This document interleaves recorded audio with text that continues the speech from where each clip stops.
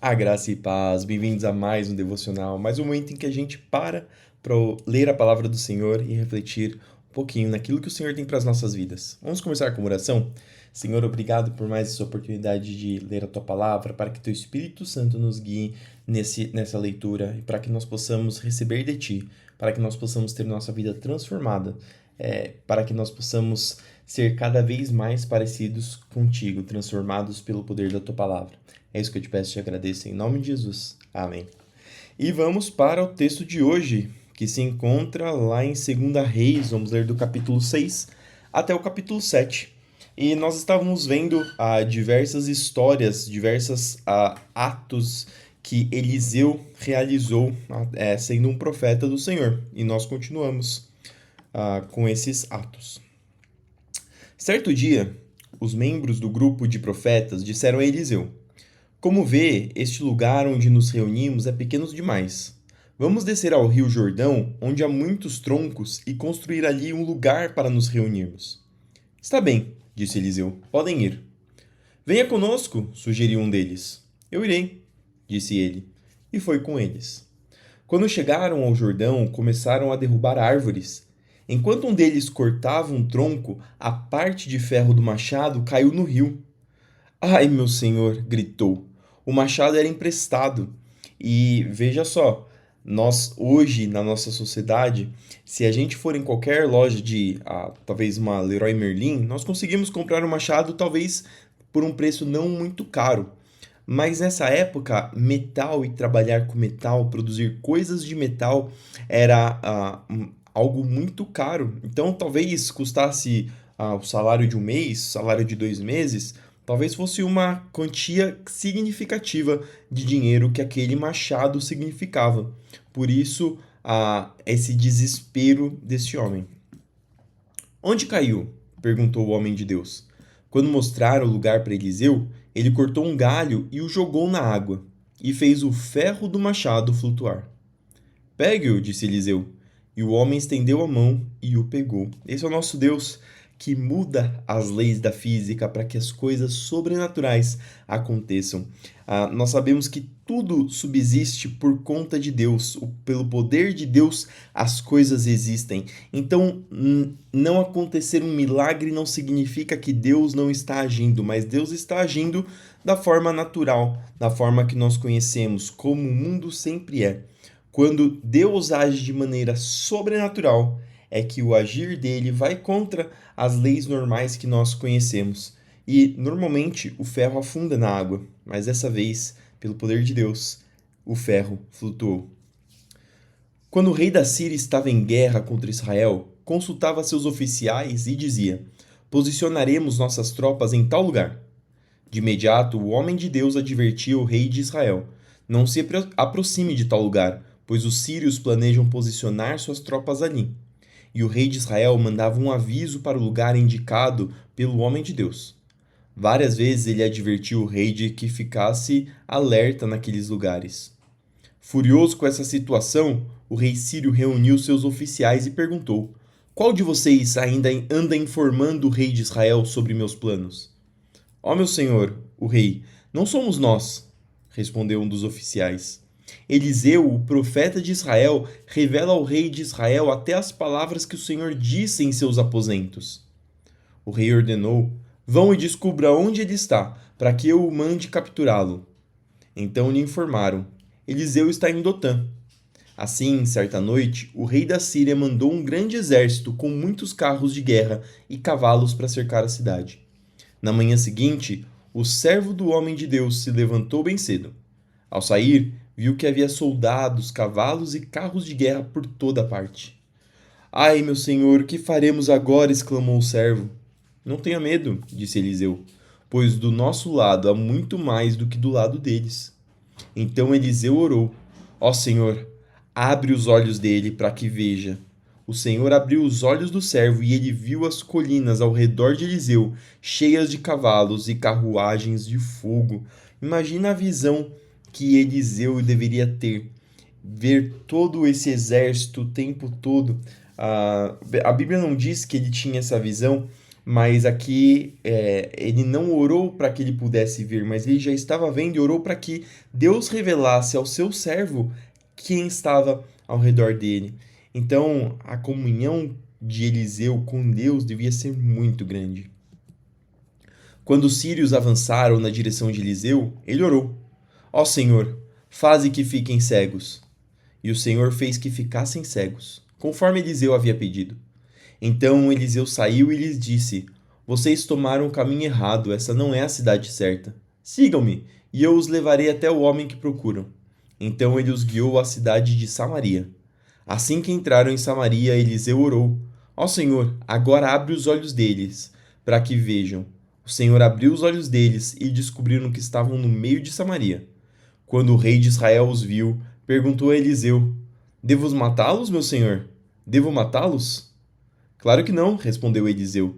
Eles não são prisioneiros que você capturou na batalha. Dê-lhes comida e bebida, e mande-os de volta para casa, para o senhor deles. Então o rei lhes ofereceu um grande banquete e os mandou de volta para casa, para o senhor deles. Depois disso, os invasores sírios não invadiram mais a terra de Israel. E aqui Eliseu resolveu toda essa situação com paz, sem que houvessem mortes desnecessárias. É interessante também que o rei de Israel fala meu senhor para o Eliseu. Ele está utilizando um tratativo de superioridade, talvez o de grande respeito, algo que não era tão comum para o rei. Geralmente as pessoas tratavam o rei com esses tratativos de superioridade. Mas aqui o rei reconhecia que aquele homem ele andava com Deus e que Deus era com ele, e que ele tinha uma autoridade que não era terrena, mas era do céu. Algum tempo depois, porém, Ben-Hadad, rei da Síria, reuniu todo o seu exército e cercou Samaria. Como resultado, houve grande fome na cidade. O cerco durou tanto tempo que uma cabeça de jumento era vendida por 960 gramas de prata e 1/3 de litro de esterco de pombo por 60 gramas de prata. Um dia, quando o rei de Israel caminhava pelos muros da cidade, uma mulher gritou para ele: Ó meu senhor, o rei, por favor, me ajude. Ele respondeu: Se o senhor não a ajudar, o que poderei fazer? Não tenho alimento na eira, nem vinho na prensa de uvas. Mas depois o rei perguntou: Qual é o problema? Ela respondeu: Essa mulher me disse: Vamos comer o seu filho hoje e amanhã comeremos o meu. Então cozinhamos meu filho e o comemos. No dia seguinte eu disse a ela: Mate seu filho para que comamos. Mas ela o havia escondido. Olha que situação que chegou a Israel nesse momento. No dia seguinte eu disse a ela: Mate seu filho para que o comamos. Mas ela o havia escondido. Quando o rei ouviu isso, rasgou suas roupas. Enquanto ele caminhava pelos muros, o povo viu que, por baixo do manto, ele usava pano de saco junto à pele, sinal de humilhação, sinal de que a pessoa está em luto, está muito triste. Então o rei jurou: Que Deus me castigue severamente se eu não separar a cabeça de Eliseu de seus ombros ainda hoje. Eliseu estava sentado em sua casa com as autoridades de Israel, quando o rei mandou um mensageiro até ele. Antes, porém, que o mensageiro chegasse, Eliseu disse às autoridades: O filho do assassino enviou um homem para cortar minha cabeça. Quando o mensageiro chegar, fechem a porta e não deixem entrar. Logo ouviremos os passos de seu senhor atrás dele. Enquanto Eliseu ainda falava, o mensageiro chegou e comunicou a mensagem do rei: Toda essa desgraça vem do Senhor. Por que devo continuar a esperar no Senhor? Eliseu respondeu: Ouça essa mensagem do Senhor. Assim diz o Senhor: Amanhã, a esta hora, na porta de Samaria, 6 litros de farinha fina custarão apenas 12 gramas de prata, e 12 litros de cevada também custarão apenas 12 gramas de prata. Lembrando que um pouquinho de esterco de pombo estava custando 60 gramas de prata. Imagina que 12 litros de cevada custar 12 gramas de prata. O oficial que auxiliava o rei disse ao homem de Deus: Ainda que o Senhor abrisse as janelas do céu, isso não poderia acontecer. Eliseu, porém, respondeu: Você verá com os próprios olhos, mas não comerá coisa alguma. Havia 4 homens com lepra sentados junto à porta da cidade. Por que ficarmos sentados aqui esperando a morte? Perguntaram uns aos outros. Morreremos de fome se ficarmos aqui, mas também morreremos de fome se entrarmos na cidade, pois não há alimento lá. Vamos sair e nos render ao exército sírio. Se eles nos deixarem viver, melhor. Mas se nos matarem, de qualquer maneira teríamos morrido. Ao anoitecer, partiram para o acampamento dos sírios. Quando chegaram às extremidades do acampamento, viram que não havia ninguém ali, pois o Senhor havia feito o exército sírio ouvir o ruído de carros de guerra e o galope de cavalos e os sons de um grande exército que se aproximava. Disseram uns aos outros: o rei de Israel contratou mercenários hititas e egípcios para nos atacarem. Por isso, fugiram ao anoitecer, abandonando tendas, cavalos, jumentos e tudo mais, e correram para salvar a vida. Quando os leprosos chegaram às extremidades do acampamento, foram de uma tenda a outra, comendo e bebendo. Pegaram a prata, o ouro e as roupas que encontraram, esconderam tudo. Por fim, disseram uns aos outros: isso não é certo. Esse é um dia de boas notícias e não contamos a ninguém. Se esperarmos até o amanhecer, seremos castigados. Venham, vamos voltar e dar as notícias no palácio. Então voltaram à cidade e relataram aos guardas do portão o que havia acontecido. Fomos ao acampamento sírio e não havia ninguém, disseram eles. Os cavalos e os jumentos estavam amarrados e as tendas todas armadas, mas não havia ninguém por ali. Os guardas gritaram, anunciando a notícia no palácio. O rei se levantou no meio da noite e disse a seus oficiais: vou explicar o que aconteceu. Os sírios sabem que estamos morrendo de fome, por isso deixaram o acampamento e se esconderam nos campos. Estão à nossa espera para nos capturar com vida e conquistar a cidade quando sairmos. Um de seus oficiais disse: seria melhor que enviássemos espiões para ver. Eles podem usar 5 dos cavalos que sobraram. Se acontecer alguma coisa com eles, não será pior do que se ficarem aqui e morrerem com o restante de nós. Assim, prepararam 2 carros de guerra com cavalos, e o rei enviou espiões para ver o que havia acontecido ao acampamento sírio. Foram até o Rio Jordão, seguindo o rastro de roupas e equipamentos que os sírios tinham abandonado em sua fuga desesperada. Os espiões voltaram e contaram tudo ao rei. Então o povo correu e saqueou o acampamento sírio, e de fato, naquele dia, 6 litros de farinha fina foram vendidos por apenas 12 gramas de prata, e 12 litros de cevada também foram vendidas por apenas 12 gramas de prata, como o Senhor havia dito. O rei colocou o oficial que o auxiliava para controlar o movimento à porta da cidade, mas ele foi derrubado, pisoteado e morto quando a multidão correu para fora. Tudo aconteceu, portanto, conforme o homem de Deus tinha dito, quando o rei foi à sua casa. O homem de Deus tinha dito ao rei: amanhã, a esta hora, na porta de Samaria, 6 litros de farinha fina custarão apenas 12 gramas de prata, e 12 litros de cevada também custarão apenas 12 gramas de prata. O oficial do rei havia respondido: ainda que o Senhor abrisse as janelas do céu, isso não poderia acontecer. E o homem de Deus tinha dito: você verá com os próprios olhos, mas não comerá coisa alguma. E assim aconteceu, pois ele foi pisoteado pelo povo à porta da cidade e morreu. Atos 15, 36 até o 16, 15. Algum tempo depois, Paulo disse a Barnabé: voltemos para visitar cada uma das cidades onde pregamos a palavra do Senhor, para ver como os irmãos estão indo. Vendo aqui que é importante não só anunciar a palavra do Senhor, mas é importante também conferir as sementes que foram plantadas para ver se elas precisam ser regadas, se precisa que nós plantemos mais, para que nós cuidemos daqueles que o Senhor nos deu. Barnabé queria levar João Marcos, mas Paulo se opôs, pois João Marcos tinha se separado deles na Panfilha, não prosseguindo com eles no trabalho. O desentendimento entre eles foi tão grave que os dois se separaram. Barnabé levou João Marcos e navegou para Chipre, e Paulo escolheu Silas e partiu. E os irmãos o entregaram ao cuidado gracioso do Senhor.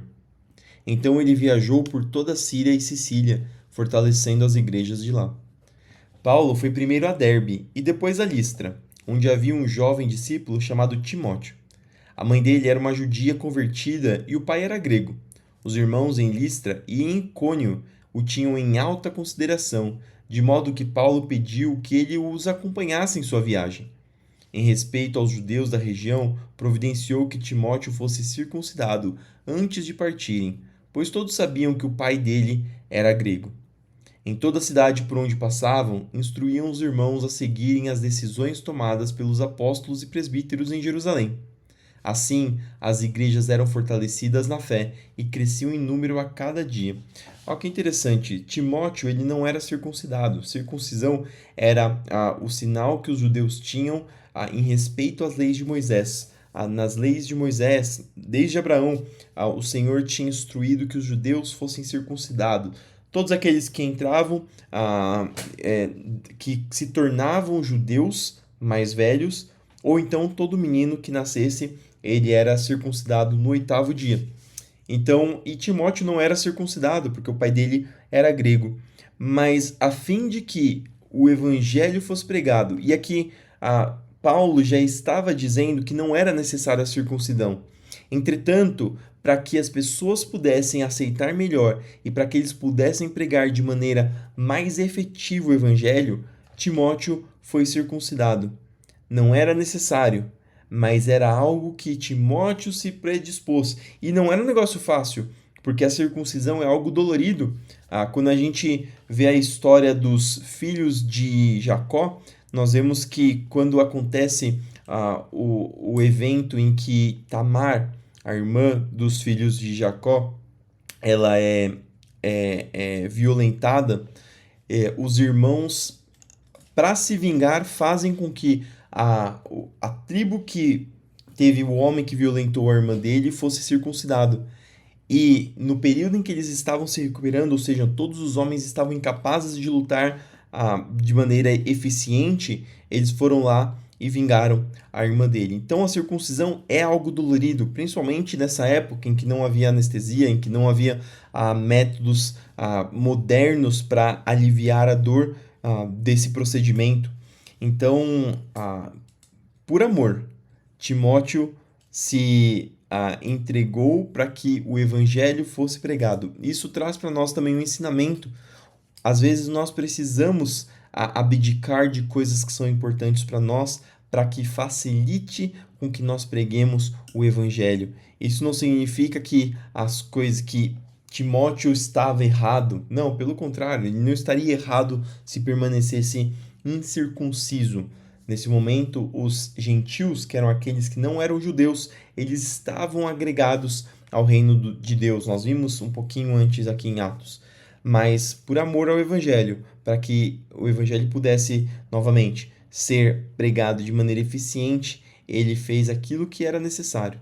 Da mesma forma, às vezes nós precisaremos abdicar de coisas que gostamos. Às vezes nós precisaremos abdicar de nosso tempo, às vezes precisaremos nos esforçar mais do que gostaríamos para que o evangelho possa ser plantado no coração de pessoas e para que a obra do Senhor possa ser feita. Em seguida, Paulo e Silas viajaram pela região da Frígia e da Galácia, pois o Espírito Santo os impediu de pregar a palavra na província da Ásia.